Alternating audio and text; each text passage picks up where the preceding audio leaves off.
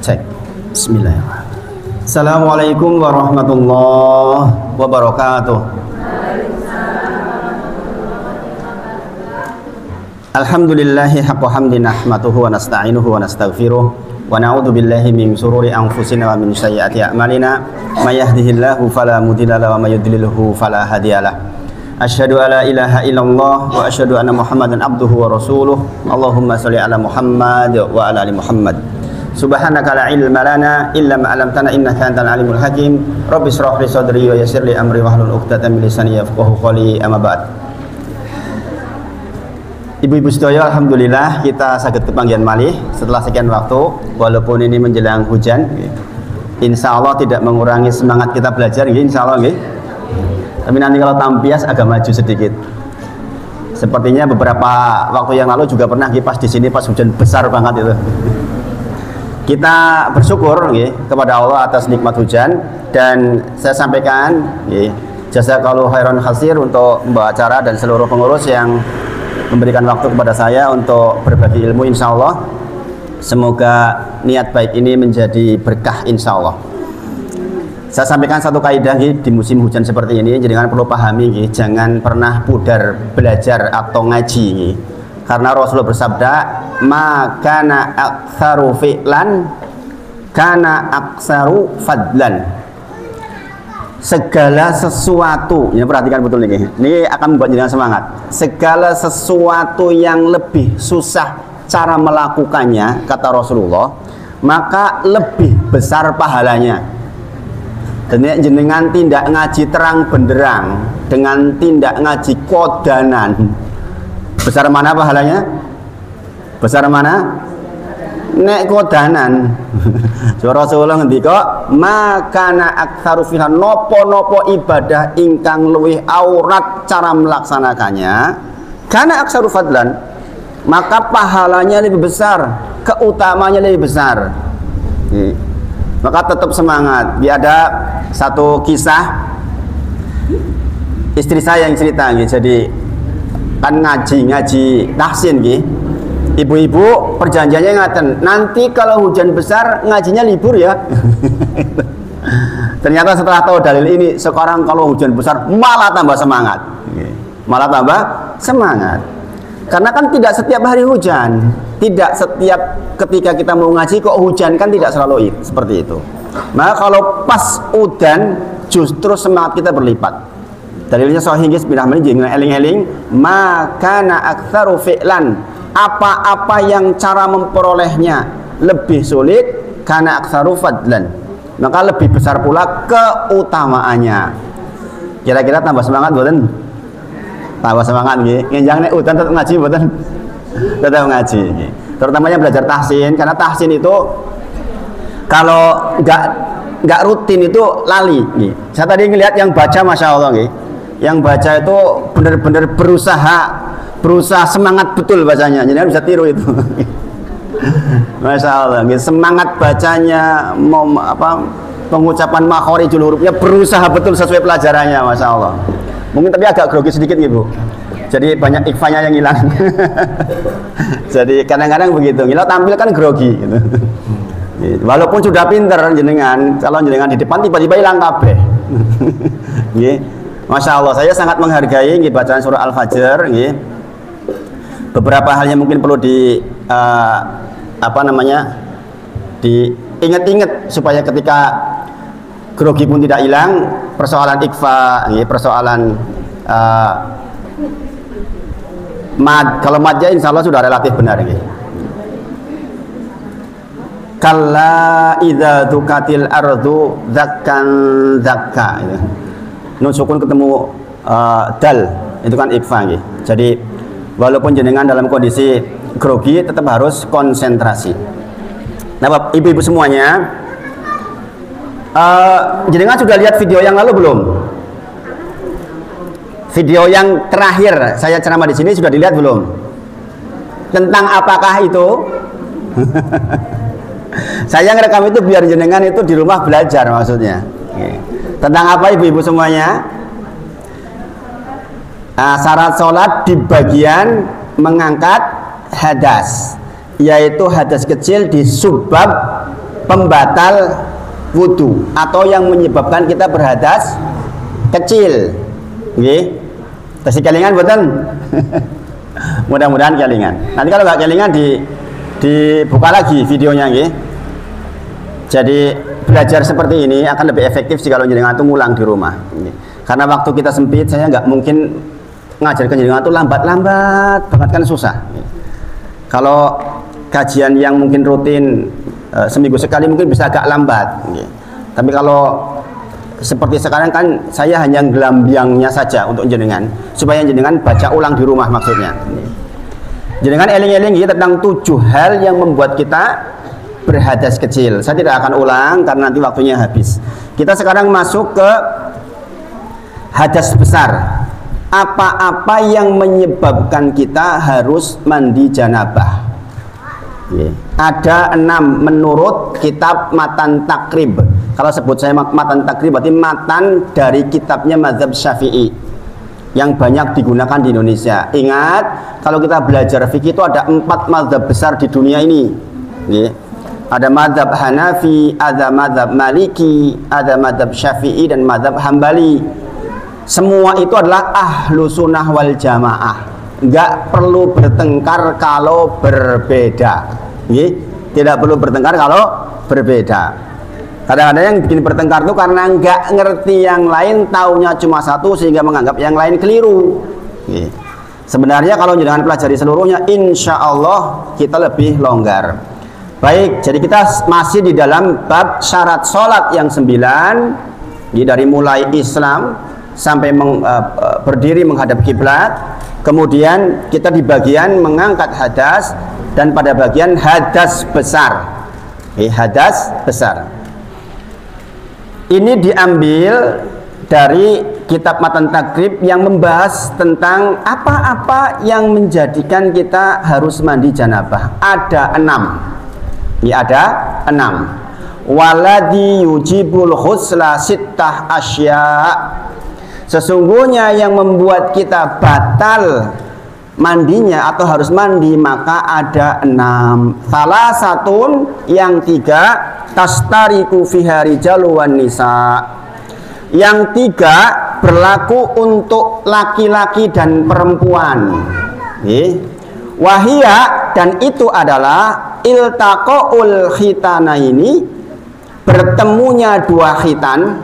Yang pertama, yang kedua wa inzalul mani, keluarnya air mani. Kemudian yang ketiga wal maut, adalah kematian. Jadi ini berlaku untuk laki-laki dan perempuan. Bahasa syariat itu indah sekali. Iltaqaul hitana ini bahasa kasarnya apa? Berhubungan suami istri.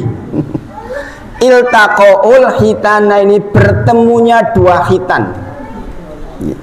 Jadi kan mungkin mikir, yang saya di khitan apa perempuan? Enggak, di khitan itu saya. Kalau di Jawa Barat tempat saya itu perempuan di khitan, Ibu-ibu. Islam itu mengajarkan di khitan, tapi di hitannya bukan dipotong, bukan. Ada aturannya. Makanya disebutnya iltaqaul hitana, ini bertemunya 2 hitan. Yang 3 yang pertama. Saya sebutkan dulu, nanti saya terangkan satu-satu. Wasalah satun, adapun yang 3 tahtasu bihan nisa, hanya berlaku untuk wanita saja. Jadi jenengan tuh 6. Wahia, dan dia adalah al-haid, yaitu haid, wan nifas, kemudian wal wiladah, yaitu melahirkan. Jadi nek jalan niku namung 3, tapi nek tiang istri atau jenengan itu ada 6. Nanti kita bahas satu-satu. Jadi sekali lagi saya ulang, saya kemarin dapat masukan ibu-ibu. Ustadz, kalau ngaji jangan terlalu cepat Ustadz, dan diulang-ulang. Sekarang saya praktekkan di jenengan. Kemudian pesertanya juga ibu-ibu tuh, kayak jenengan kita hampir 100 orang di daerah Gunung Sempuk. Perkara yang mewajibkan mandi ada 6. 3 diantaranya berlaku untuk laki-laki dan perempuan, dan dia adalah bertemunya 2 khitan, keluarnya mani, dan kematian. Kemudian khusus untuk perempuan al-haid, nifas, dan melahirkan. Ini diambil dari kitab Matan Takrib. Jadi ini kitabnya mazhab Syafi'i. Nanti kalau ada perbedaan sedikit di madzhab lain dimaklumi. Oke. Sekarang apa arti al-ghuslu atau mandi besar? Al-ghuslu dalam bahasa syariat yaitu sailanul ma' ala jami'il badani, mengalirnya air ke seluruh badan. Pertanyaannya, Ustadz, lubang hidung, lubang mulut termasuk apa tidak? Ada pertanyaan begitu. Tidak termasuk. Makanya ada sunnah di dalam melaksanakan ghuslu atau mandi itu adalah jenengan sunnahnya wudu dulu. Di dalam wudu ada istinsaq dan istinsar, yaitu menyedot air ke dalam hidung, mengeluarkannya, dan ada berkumur-kumur. Gini apa nggih? Maka sesungguhnya orang yang mandi besar otomatis sampun kebasuh hidung dan mulutnya. Tetapi itu bukan bagian yang diwajibkan di dalam ghuslu, di dalam mandi. Jadi nek jenengan atus biur, kok niki jenengan mboten kumur-kumur, mboten mlebet niki tetap sah mandinya. Jadi sepeda mandi saya ulang, arti dari al-ghuslu atau mandi janabah menika sailanul ma', mengalirnya air ala atas jami'il badani, semua bagian badan, berarti kudu teles kabeh. Coba jangan perhatikan ibu-ibu semuanya. Nek ngono, nek aku nyebur maring kali empun nadus sageng dereng niku. Sudah belum itu? Sudah niku. Jenengan kalau nyebur teng kali niku pun dianggap pun mandi besar. Ya tentu saja harus basah semuanya nih. Kalau jenengan pakai baju gimana ceritanya kalau di sungai? Kan zaman sekarang ya. Intinya kalau jenengan boleh bak biur, niku jenengan pun dianggap mandi besar secara definisi. Akan menjadi mandi besar atau tidak bergantung kepada niatnya. Aku niatnya orang mandi besar kok niatnya dus-dusan, ya jenengan boten diangkat berarti hadis besarnya.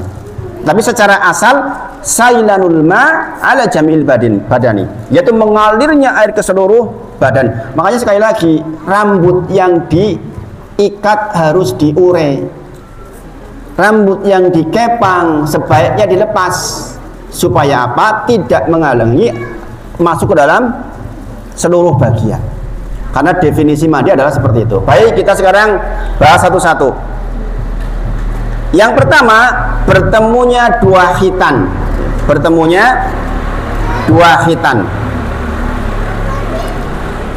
Jadi asal bertemu dua khitan, ini kita cerita fikih, bukan cerita porno. Asal bertemu dua khitan, berarti kemaluan laki-laki sudah, mohon maaf mas, masuk ke kemaluan perempuan di bagian kepalanya. Ini harus lugas sebenarnya, memang begitu. Maka dia tetap harus mandi besar. Ada orang mengatakan, Ustadz, saya kemarin sholat habis begituan nggak apa-apa, nggak mandi. Kenapa? Kok nggak keluar? Keliru. Dikatakan baik yang iltaqaul hitana, ini bertemunya dua hitan, keluar mani atau tidak, maka sudah mewajibkan mandi besar. Jadi suami panjenengan, mas panjenengan langsung sholat, orang metu mau, keliru. Tetap harus mandi. Yang kedua, inzalul mani, keluarnya mani, walaupun tidak iltaqaul hitana, ini keluarnya mani walaupun tidak bersentuhan dengan jenengan. Bisa nggak seperti itu? Bisa. Ada pelaku maksiat, dia melakukan onani, mengeluarkan sendiri, itu juga tetap harus mandi besar. Dalam bahasa saya disebut dengan istilah apa? Masturbasi. Orang LDR jarak jauh, telepon-teleponan, bu aku kangen banget bu, misalnya seperti itu. Kemudian dia terangsang dan keluar, maka wajib mandi. Aku udah ketemu bojoku kok ora sadus, tetap mandi. Sebab tadi syaratnya adalah 3 yang menyebabkan, yaitu iltaqaul hitani, bertemuannya dua hitan walaupun tidak inzalul mani. Yang kedua, inzalul mani walaupun tidak bertemu. Sangat dipahami sampai di sini? Kemudian yang berikutnya adalah al-maut, kematian. Maka orang meninggal itu dimandikan. Makanya ibu-ibu semuanya penting buat panjenengan untuk belajar memandikan jenazah masing-masing. Jangan mengandalkan seorang suami meninggal, istri dan anak laki-lakinya yang memandikan. Seorang istri meninggal, suami dan anak perempuannya yang memandikan. Jangan nyuruh orang lain. Memandikan itu cukup 2 orang kalau tahu caranya. Boten kedah di pangku, di meja, nggak apa-apa. Maka belajar memandikan mayit itu harusnya menjadi pelajaran masing-masing keluarga. Sampun kata jenengan sedo komalan jenengan sing ngurusi kudu wong liya. Nggak punya anak Ustaz ya, yang masih satu satu keluarga. Karena amanah, namanya memandikan jenazah itu amanah. Kalau ada kurang lebihnya di mayit, maka harus dijaga sampai kita meninggal. Saya kemarin sesek dadanya gara-gara mendengar teman dekat meninggal 42 tahun. 42 tahun lagi semangat-semangatnya, usahanya juga lagi sukses, subhanallah. Bersih-bersih di samping rumah, kemudian nggak pakai lap, kena pipis tikus. Hari pertama demam, dibawa ke klinik, dikasih obat biasa. Ini yang orang kesehatan siapa ini? Kadang-kadang kalau pakai BPJS harus pakai rujukan ngangel-ngangel memang. Ketawanya di PKU Bantul sudah hari ketiga. Kenaknya hari Kamis nembong. Hari Selasa meninggal. 42 tahun, orang sehat bugar. Subhanallah. Coba ibu-ibu jangan perhatikan, kematian bisa datang kapan saja. Teman saya ini sudah mengumpulkan uang mau beli mobil baru. Masya Allah, dan memang lagi usahanya lagi sukses. Tahu nggak apa yang paling disali beliau hari ini di sana? Dia pasti akan masuk di dalam ayat ini. Kata Rasulullah, kata Allah, wa anfiqu mimma razaqnakum min qabli ayatiya ahadahumul maut. Berinfaklah terhadap apa yang Allah titipkan kepada panjenengan sebelum datang kematian kepada panjenengan. Fayaqula, dan engkau akan mengatakan, Rabbi, ya Allah, laula ahortani ila ajalin qarib. Mbok nek saya ditahan sebentar saja, jangan mati dulu. Fa asaddaqu wa aku minasolihin, agar saya bisa mensodaqahkan harta saya dan saya termasuk orang yang soleh. Itu ibu-ibu, orang kalau meninggal tuh itu yang diminta. Bayangin, belum sempat beli kendaraan, belum diinfakkan, belum mati duluan. Juga Allah berfirman, hatta idza jaa ahadahumul maut qala rabbirji'un. Ketika kematian datang kepada seseorang, dia mengatakan, ya Allah, kembalikan saya, hidupkan saya lagi, agar saya bisa beramal yang dulu saya tinggal. Janjane iso sedekah tak tinggal eman-eman. Nek urip eman-eman, mending tuku mobil. Nggih. Mending tuku HP. Eman-eman. Begitu meninggal, jenengan pengen dikembalikan agar jenengan bisa melakukan itu semua. Kata Allah, kalla, sekali-kali tidak. Innaha kalimatun huwa qailuha. Kalimat yang kau ucapkan itu kalimat yang dilambe saja. Nek kok dibalik kayak yang dunia meneh, bakalan megah meneh. Nah itu, ibu-ibu semuanya. Makanya kita masih hidup, ibu-ibu, disindir sama Allah nih. Katanya orang mati minta hidup supaya bisa melaksanakan yang baik-baik. Enggak, nek kowe dibalik kowe meneh ora, kowe dolan meneh kowe iki. Duitmu iman meneh. Subhanallah. Nggih. Subhanallah. Wa min waraihim, kata Allah, di depanmu itu barzahun ila yub'atsun. Di depanmu sudah ada dinding. Barzah itu namanya alam barzah, yang tidak mungkin mengembalikan kamu ke dunia. Sudah selesai. Maka dikatakan kiamat bagi seseorang adalah ketika datang kematian kepadanya. Kiamat besar, iya. Ning jenengan kiamat kapan? Ketika jenengan meninggal. Bayangin ibu-ibu semuanya, ngumpulin hendak mau beli mobil, tercapai, udah uangnya sudah ada, cerita ke saya. Subhanallah, meninggal. Makanya ini jadi pengingat buat kita ibu-ibu semuanya. Kita harus cerdas. Jadi kalau mendapat ilmu, minta taufik dari Allah agar terlaksana. Jangan sampai jangan punya ilmu kok enggak dilaksanakan. Eman-eman, nyeselnya pol-polan nih, nyeselnya pol-polan. Seandainya dia bisa ditanyai, kira-kira begitulah kisahnya. Oke. Masa lalu anaknya pinter-pinter. Anak pertama itu bareng sama anak saya juga dulu juara 1-2 di kelas. Yang bareng Abdullah juga sama, pinter anaknya. Jadi sekali lagi bertemunya dua hitan. Nah sekarang ibu-ibu semuanya, saya menyampaikan ke jenengan tentang bab bertemunya dua hitan ini. Karena ini bagian penting. Di pertemuan sebelumnya saya menyebutkan hadis arba'in nomor 14. Dan jangan lihat lagi yang membahas tentang mengapa seorang muslim yang asalnya haram darahnya menjadi halal. Di antaranya adalah az-zaibu zani, yaitu orang yang berzina. Maka yang namanya iltaqaul hitanaini tadi itu yang membuat kita menjadi harus mandi itu ada dua macam. Ada yang masyru', ada yang dibolehkan, dan ada yang mahdur, ada yang tidak dibolehkan. Baik yang dibolehkan maupun tidak dibolehkan, maka dua-duanya menyebabkan mandi. Aku rasa tuh aku orang selingkuhanku kok.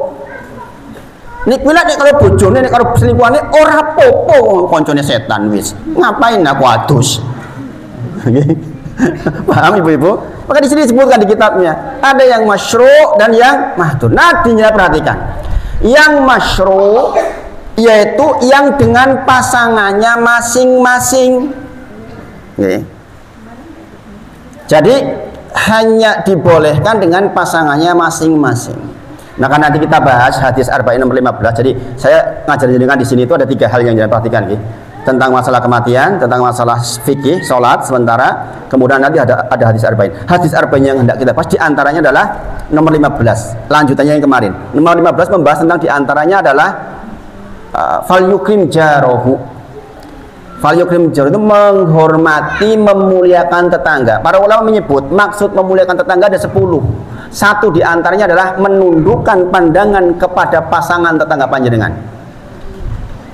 Salah satu diantara menghormati tetangga atau fal yukrim jarohu yang itu adalah perintah dari Allah adalah menundukkan pandangan kepada pasangan tetangga. Karena hati-hati, ada istilah rumput tetangga lebih hijau dari rumput sendiri. Katanya begitu, gini apa nggih? Ada laki-laki istrinya udah cantik, subhanallah selingkuhannya elek-pol. Pernah nggak jenengan melihat seperti itu? Suami sudah cantik istrinya, dua selingkuhannya elek men. Karena dihiasi oleh setan, subhanallah. Ibu-ibu semuanya, maka kalau jenengan kok di sini terkenal orang cantik, tutuplah, jenengan punya anak kok terkenal ayu, ditutuplah, supaya apa? Tidak mengganggu. Kasihan bapak-bapak. Bapak-bapak itu punya penyakit. Nah, itu nanti kita bahas di hadis arba'in nomor 15.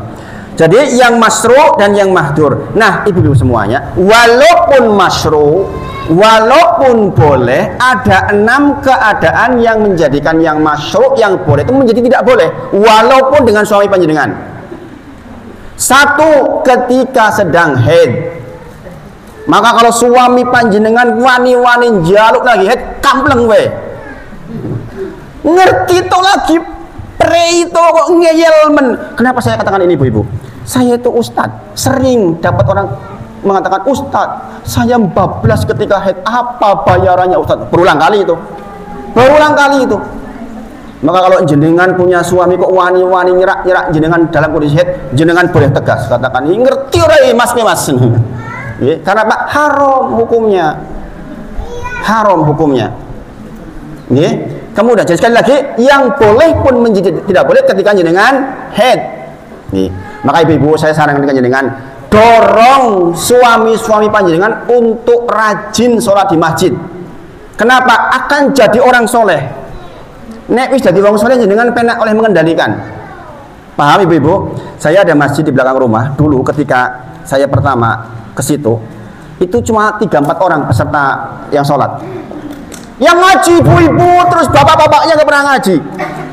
Akhirnya saya sampaikan ke ibu-ibu, saya kasih tugas supaya para suami itu sholatnya di masjid. Saya katakan, bagaimana mungkin nggak ke masjid?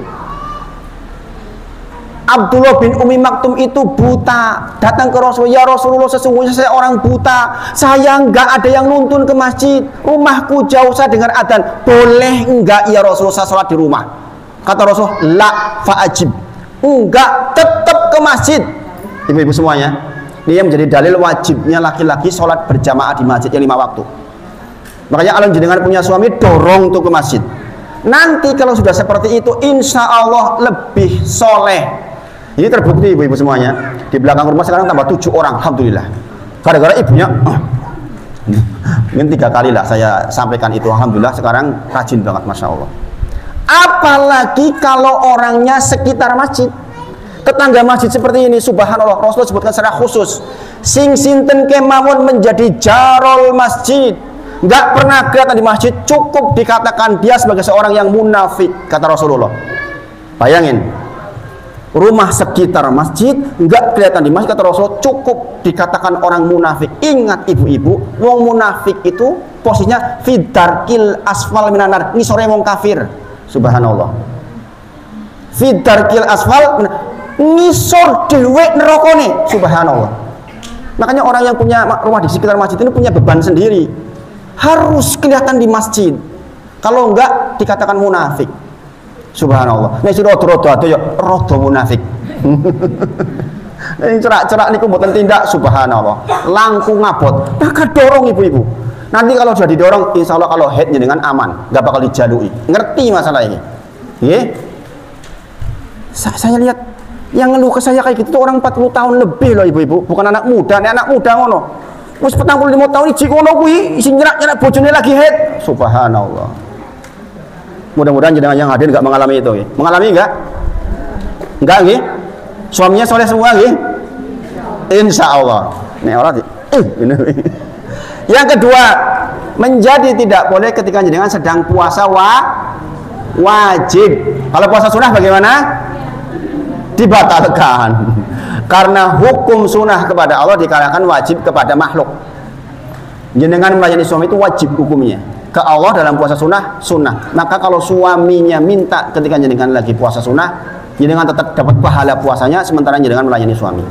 Tapi ketika jenengan puasa wajib, maka haram, nggak boleh. Harus kafarahnya besar sekali.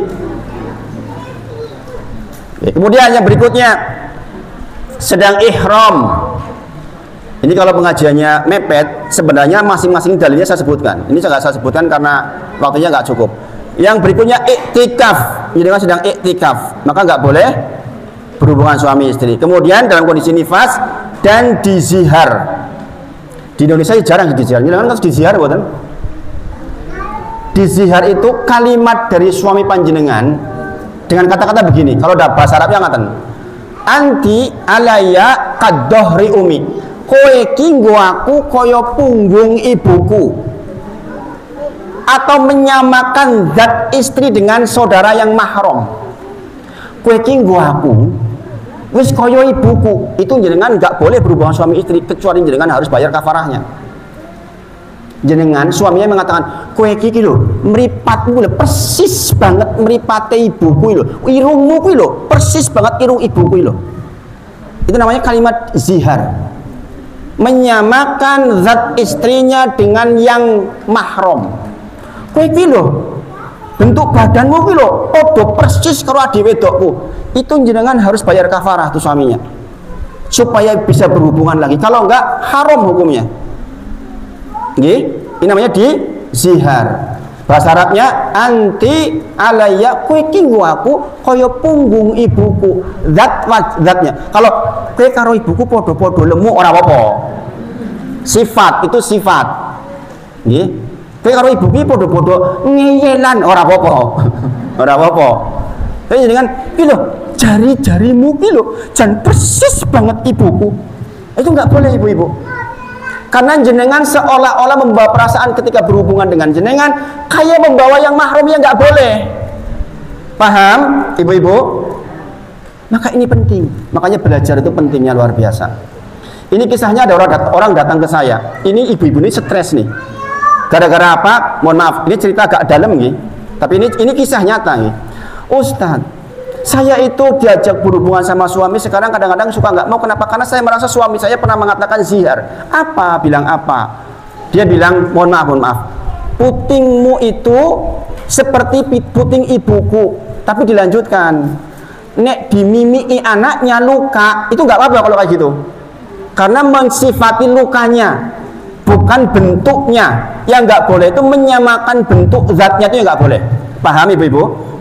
Saya katakan itu nggak apa-apa, jenengan nggak apa-apa, itu bukan sihar yang seperti itu. Podo kalau kondo, peki podo-podo lembu karo ibuku podo, itu bukan sihar. Jadi Islam itu ngatur sedetil itu ibu-ibu. Lagi berhubungan tuh nggak boleh bawa perasaan yang aslinya, nggak boleh. Subhanallah. Maka diperhatikan betul ibu-ibu nggih.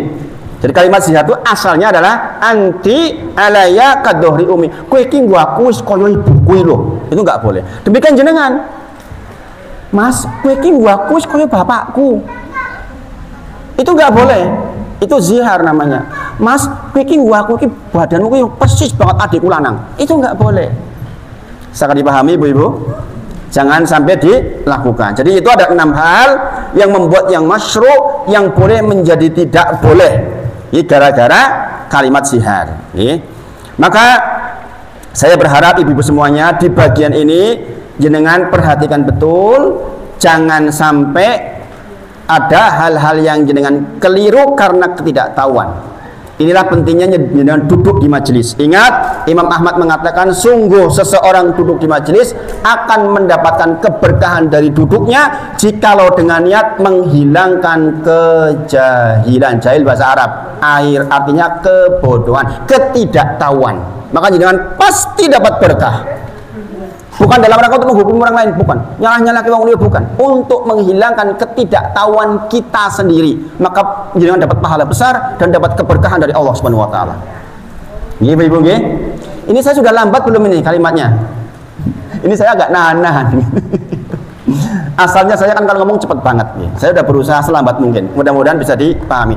Jadi itu nggih 6 hal yang menjadikan kita menjadi mandi besar. Saya tidak bahas secara dalam karena tentu saja waktunya tidak cukup. Sekarang kita masuk ke hadis arba'in yang nomor 15 supaya jenengan dapat semuanya maksudnya. Nanti jenengan di rumah tambah sendiri belajarnya, nggih.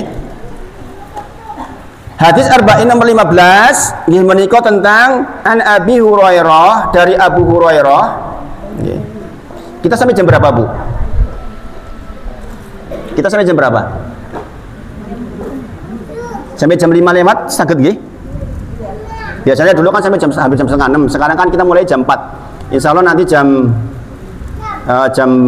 5 sampai jam 5 lewat, insya Allah nggak masalah gih. Sekarang baru jam 16.46. Biar jenengan tenter maksudnya belajarnya. Gih. Kan kita jarang-jarang bertemu gih. Ibu-ibu semuanya, Rasulullah ngendika an Abi Hurairah radhiyallahu anhu, dari Abu Hurairah. Jadi kan tahu siapa Abu Hurairah? Abu Hurairah itu orang yang meriwayatkan hadis paling banyak. Kalau nggak keliru 5.374 hadis dalam jangka waktu 4 tahun. 4 tahun bersama Rasulullah dan meriwayatkan sedemikian banyak hadis. Jadi kan tahu ibu-ibu semuanya, yang namanya Abu Hurairah itu orang yang cerita hidupnya seputar lapar. Seputar lapar. Bayangin. Wong sing seneng mensinau, yang jariahnya paling banyak ben sering kelaparan. Apa pesannya buat kita? Nek jenengan gak pernah kelaparan kok ora gelem sinau ya kebangetan. Nggih. Abu Hurairah itu suatu ketika ibu-ibunya, saya ceritakan beberapa kisahnya. Tiba-tiba di masjid itu guling-guling di masjid. Orang-orang mengira dia itu kesurupan. Akhirnya apa?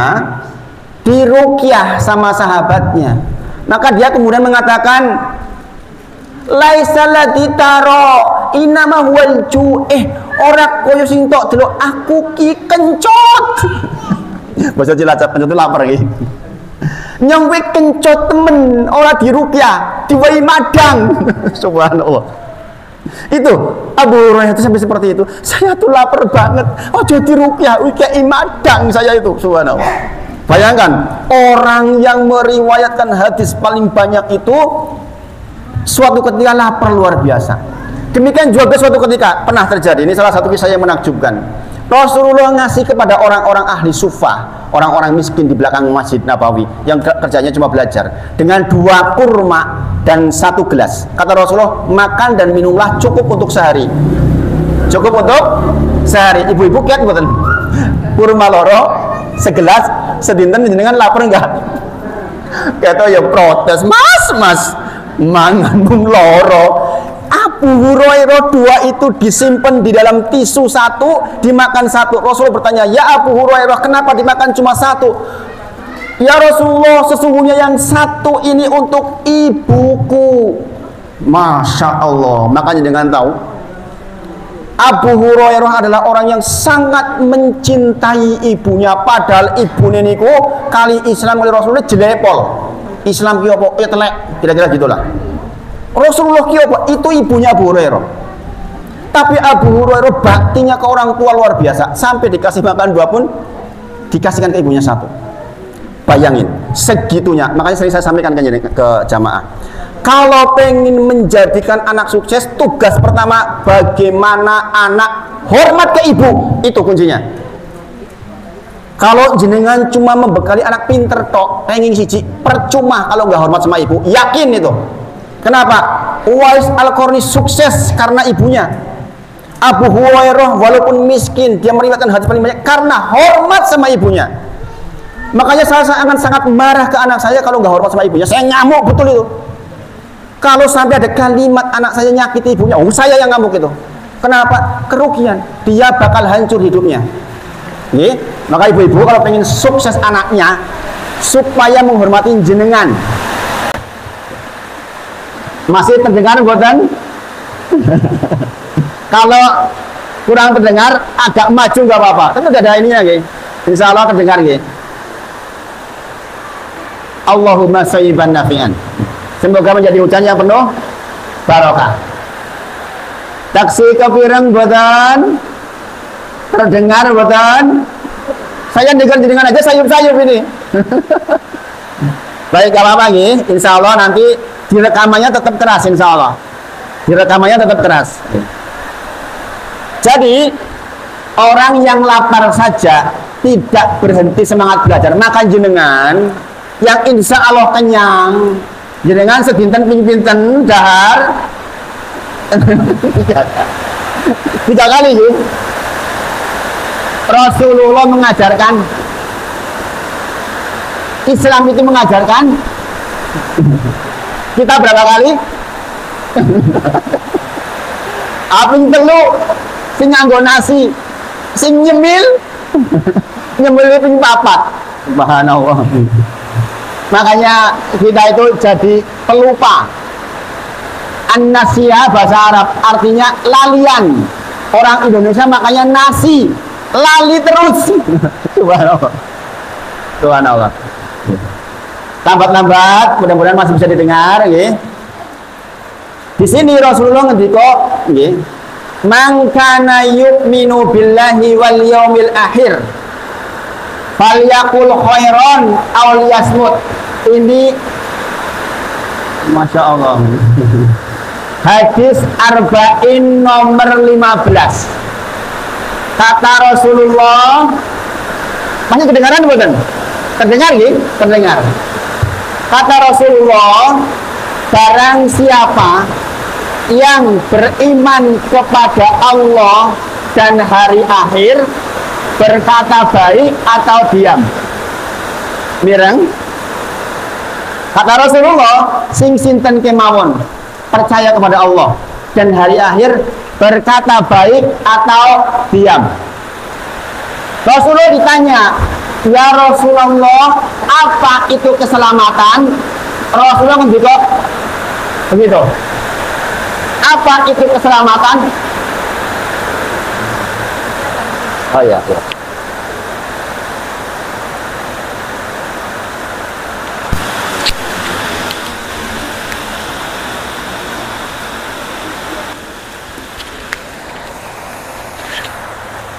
Sebidang kali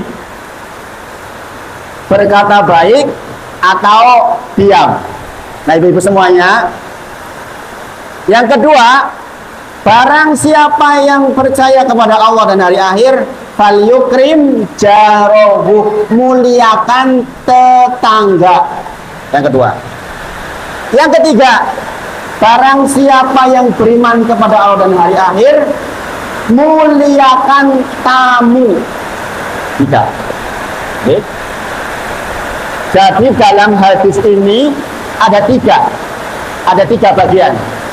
Hadis Arba'in nomor 15 membahas 3 hal. Oke.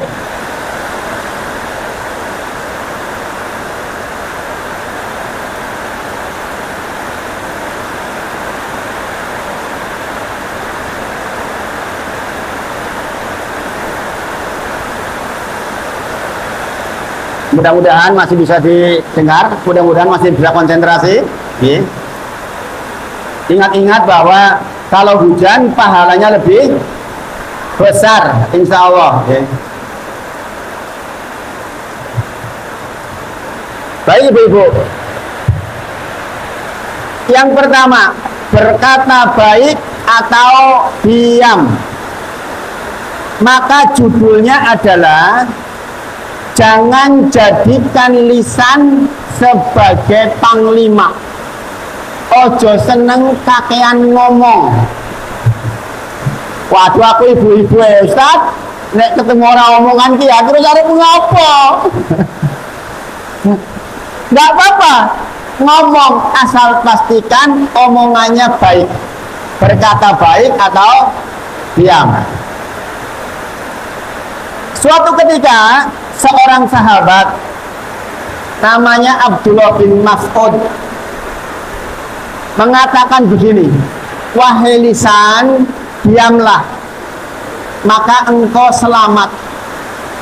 Maka kemudian sahabat dengar, kowe iki kondo kaya ngono kuwi kondo-kondomu apa krungu saka Rasulullah? Maka dia mengatakan, saya mendengar dari Rasulullah bersabda, aksaro, yang banyak, khotoya, dosa ibni Adam filisanihi, kebanyakan manusia itu dosanya lewat mulut. Dan ini benar ibu-ibu, yang namanya membunuh itu dosa besar. Ada nilai boten kata dibandingkan dengan nyerita kewong, merendahkan orang lain, menyakiti orang lain, mungkin lebih banyak kalimat. Izin minum dulu, ngeden-ngeden jadinya.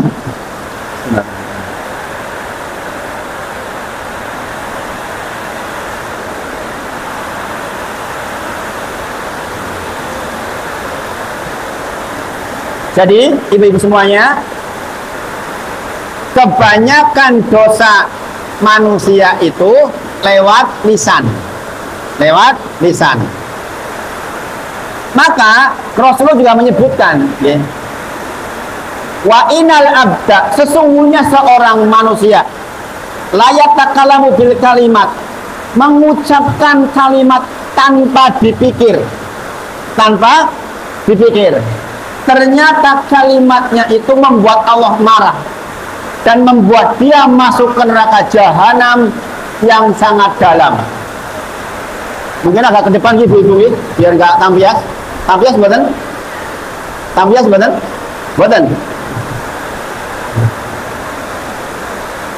Taksi miring boten. Jadi sebentar mari, banyak orang masuk neraka jahanam disebabkan karena kata-katanya. Jangan lihat kasusnya Agus yang sekarang rame itu. Dia menjadi buta karena apa? Karena kata-kata. Yang nyiram ditanyain, kamu kok nyiram kenapa? Ayo loh, senengannya ngomongnya nih, begitu kan? Katanya dikata-katain kasar. Subhanallah. Belum sampai ke neraka jahanam, di dunia sudah dibuat buta. Gara-gara apa? Kalimat. Maka betul dikatakan, apa keselamatan ya Rasulullah? Rasulullah nggak mengucapkan. Gitu dok. Apa keselamatan? Begitu. Maka sembilan kali banyak sekali kejadian orang, mohon maaf, dibunuh gara-gara kalimat. Saya dulu pernah zaman kuliah tuh ngekos di daerah Jalan sebelah baratnya jalan, sebelah timurnya Jalan Magelang, jalan apa itu? Nah itu nih, yang Tugu ke utara itu jalan apa itu? Ya itu nih. Itu ada pengusaha bakpia, karyawannya orang Wonosari, sekitar 40-an karyawannya. Suatu pagi rame-rame, saya pun ikut ke situ. Ternyata bosnya itu lagi tidur, ditusuk-tusuk oleh karyawannya sendiri. Gara-gara apa? Ditanya gara-gara apa? Sering ngata-ngatain katanya. Makanya sekali lagi, betul kata Rasulullah, barang siapa yang beriman kepada Allah dan hari akhir, falyaqul khairan aw liyasmut, berkata baik atau diam. Ibu-ibu, secara asal ibu-ibu kan senengannya ngobrol toh. Gini mungkin.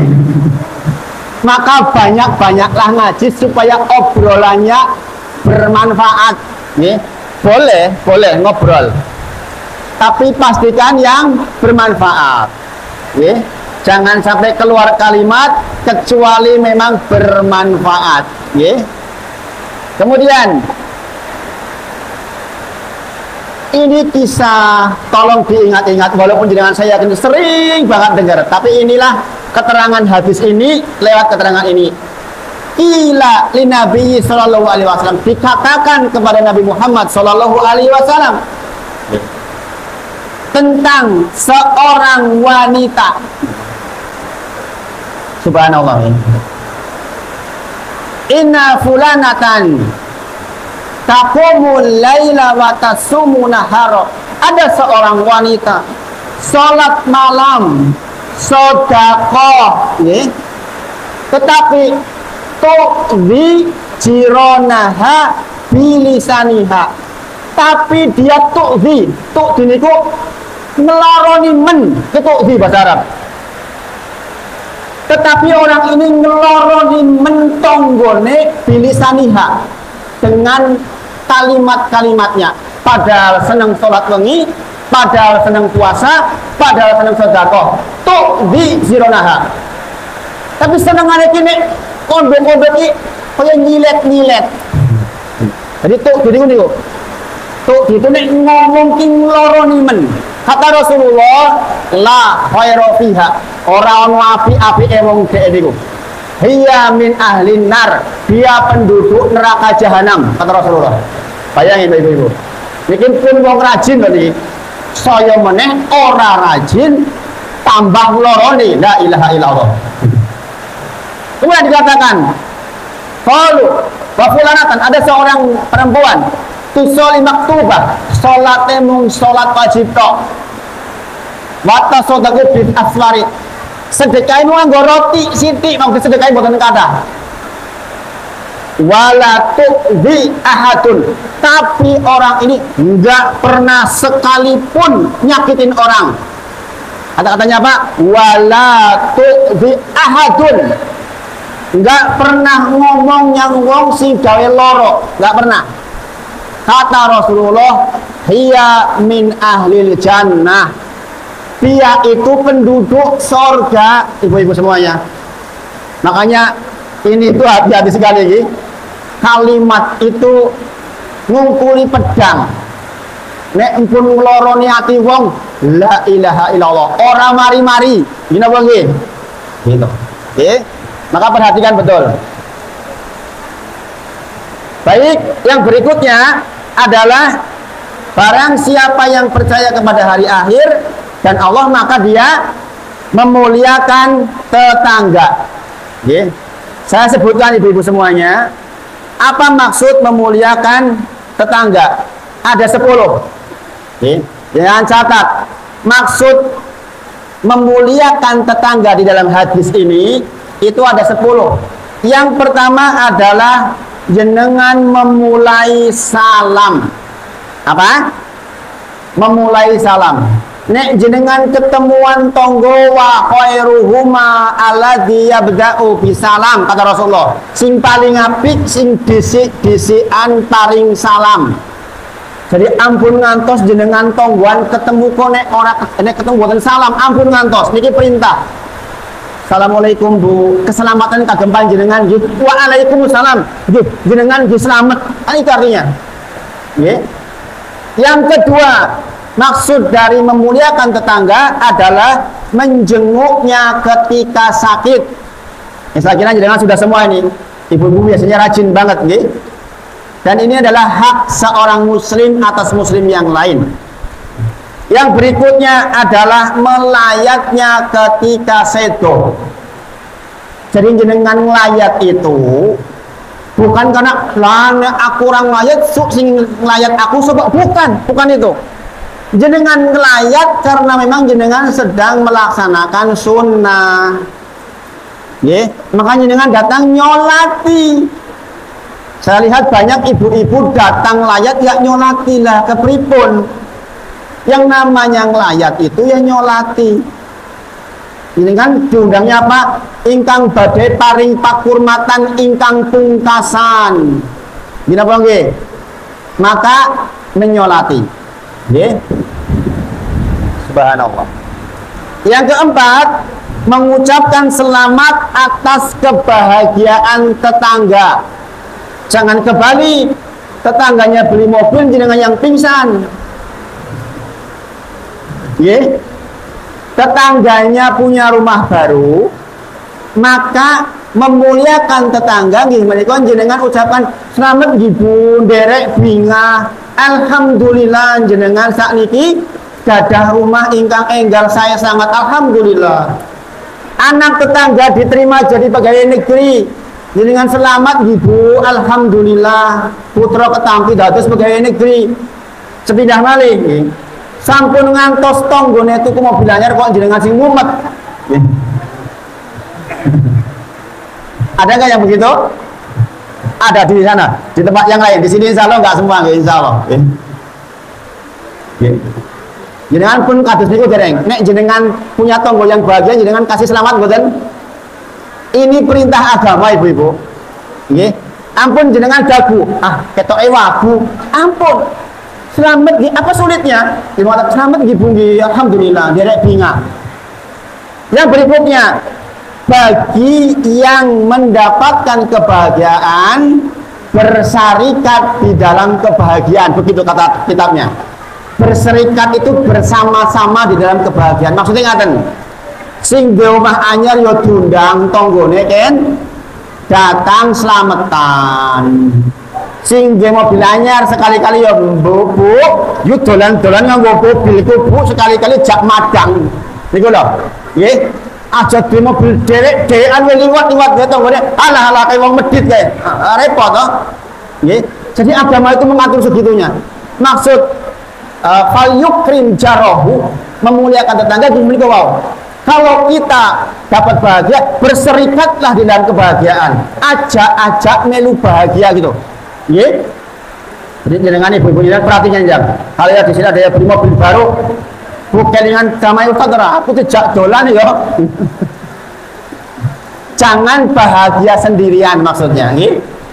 Yang berikutnya, ini penting, meminta maaf. Kebiasaan meminta maaf kepada tetangga itu penting ibu-ibu. Penting sangat nih.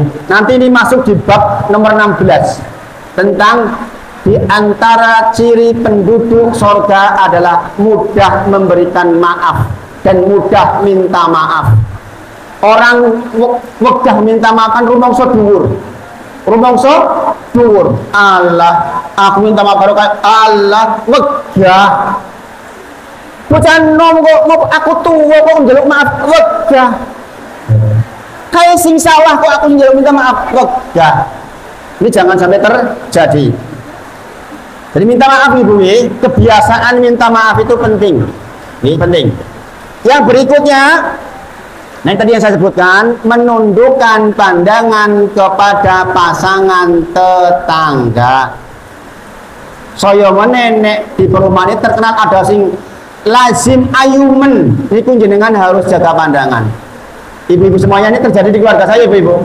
Saya itu 9 bersaudara, yang laki-laki 3, yang 2 itu terkenal cantik. Lazim maksudnya kabeh wong kondo yang bocah iki ayu. Kakak saya persis.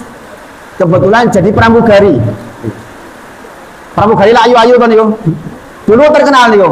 Kakak saya terkenal kayak Niki Ardila katanya. Memang benar itu, memang benar gitu. Saya melihat memang fotonya memang begitu gitu.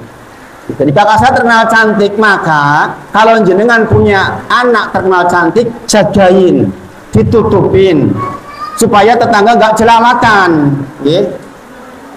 Bukankah banyak ibu-ibu perselingkuhan terjadi tonggo podo tonggone enten boten banyak terjadi karena nggak sesuai agama. Agama mengatur tundukkan pandangan kepada pasangan tetangga panjenengan walaupun gandengnya pol-polan. Lah koyo artis Korea kayak. Jangan. Jenengan tetap sebaliknya suami diingatkan, Pak, kayak koncoku ayu banget loh Pak, kayak Pak. Oh, jelalatan Pak, begitu. Diberitahu. Sekali melihat ting repot nanti. Kalau sudah masuk setan mikir terus bojone jenengan repot itu. Makanya betul kata-kata memuliakan tetangga maksudnya adalah menundukkan pandangan terhadap pasangan tetangga. Jenengan tiang pun ngaji sampun ngantos terjadi hal-hal yang diinginkan. Bukan hal-hal yang diinginkan. Yang berikutnya adalah ini penting musim hujan sekarang. Jaga rumah tetangga ketika tetangga bepergian. Itu maksud value krim jarohu dalam hadis tadi. Ngerti toh gue gek lunga udan pemenen jebol ala tekni wae ben wae kudanan. Repot. Jadi kalau jenengan tahu lagi bepergian tetangganya, jagain rumahnya, Bapak Ibu semuanya. Ini bagian penting loh ini Ibu-ibu. Apalagi dalam perumahan. Banyak orang yang dari luar kok. Saya pernah kejadian. Saya pergi ke Cilacap, tahu-tahu ditelepon sama tetangga, Mas Dadang namanya. Pak Wahid, itu rumah jenengan malam-malam kok dapurnya melongo, lebar. Jenengan kemana? Saya bilang saya lagi ke Cilacap, subhanallah. Ditutupin. Saya izin ditutupin ya, dikunciin, masya Allah. Pernah kejadian di perumahan belakang saya itu, kata jenengan kayak gini, airnya pakai pam. Airnya pakai pam. Orang ini pergi keluar kota sekitar 10 hari. Ternyata instalasi pamnya jebol. Mubal banyune. Berapa ketagihnya? 3 juta. 3 juta. Gara-gara tonggone orang perhatian, tonggone perhatian, banyune oke banget kan mikir. Dibetulin kah atau bagaimana? Bayangin, dan itu pernah kejadian sama saya sendiri. Saya sendiri pernah ngalami. Subhanallah. Gara-gara stop kerannya rusak bagian depan, makanya jangan kalau tindakan stop keran itu tutup itu. Supaya kalau terjadi kebocoran, boten ketagih oke. Saya stop kerannya rusak, ditinggal pergi. Instalasinya jebol. Oh, udah mabiar banyunya itu. Subhanallah. Maka yang namanya jagain rumah tetangga ketika pergi itu perintah agama Ibu-ibu. Ini ngatos-atos. Kadang-kadang berbuat baik seperti itu. Kadang-kadang kalau laki-laki punya penyakit, kayak ibu apian banget. Kita naksir aku, ya hati-hati. Tujuannya api kadang-kadang bukan ketombo api masalahnya. Ya deh, kalau tunggu di panjangan kita dia penyakit menung lenangnya, ya hati-hati. Kan ada ibu-ibu. Saya tuh ya Allah ibu-ibu. Orang sudah 57 tahun. Dia mengatakan ke saya, Ustadz, saya tuh nggak bisa jagain tangan saya. Sukanya toel 57 tahun. Bayangin, dia punya penyakit, nek ketemu orang begitu tuh, subhanallah. Ada yang kayak gitu itu, sampai anaknya tuh pusing, subhanallah. Yang berikutnya, nah ini penting. Maksud value krim jarohu yang nomor 9 adalah lemah lembut kepada anak tetangga. Itu banyak orang tua bertengkar gara-gara rumongso anaknya dikasari. Jadi apa nggih? Kayak lo lapor anaknya berdigetak kali tonggone ya jenengan nesu. Maka membiasakan ketemu anak tetangga diusap kepalanya sunnah. Ini sunnah. Makanya saya kalau ke masjid, kalau ada anak-anak ke masjid, saya pasti bisa pegang kepalanya sambil didoain barokallah, semoga menjadi rezeki buat orang tuanya. Saya doain ibu-ibu, biasakan itu jangan begitu. Pegang kepalanya, ucapkan barokallah, semoga jadi anak baik. Nek jenengan duwe tonggo, dua anaknya api-api dan jenengan untung, gini apa nggih? Bayangin jenengan punya tetangga anaknya mabokan terus, susah kita.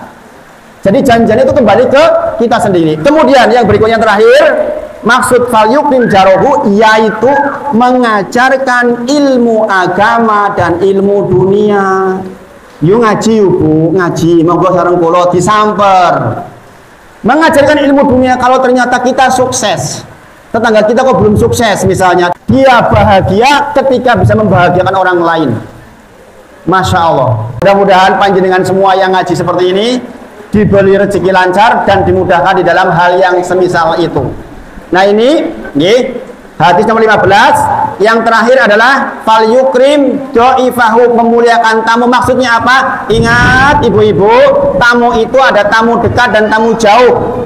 Jenengan di Jogja mungkin punya saudara yang datang ke sini mau nguliah ke anaknya, di servis, diberi tempat tinggal, diberi tempat tidur, diberi makan. Itu maksudnya fal yukrim do'ifahu. Maka orang muslim adalah orang yang memuliakan tamunya. Ini pembahasannya mungkin tidak bisa panjang, waktunya sudah habis. Mudah-mudahan yang sedikit ini memberikan manfaat, dan nanti jangan bisa lihat lagi di videonya. Insya Allah videonya lebih jelas sih, karena rekamannya insya Allah jelas dan bisa dibaca ulang. Mudah-mudahan Allah berkahi sisa hidup kita, dan mudah-mudahan nanti Ramadan panjenengan masih punya umur dan bisa Ramadan bareng-bareng lagi. Insya Allah awal Maret sudah Ramadan, sebentar lagi sudah mau Ramadan, maka jaga-jaga betul. Mudah-mudahan jenengan diberi hikmah yang banyak dan umur yang panjang di dalam ketaatan. Umur yang barokah, gimana kok umur yang di dalam ketaatan. Demikian, mudah-mudahan bermanfaat. Wa akhiru da'wana alhamdulillahirabbil alamin. Assalamualaikum warahmatullahi wabarakatuh. Perlu kontrakan kepada pembawa acara.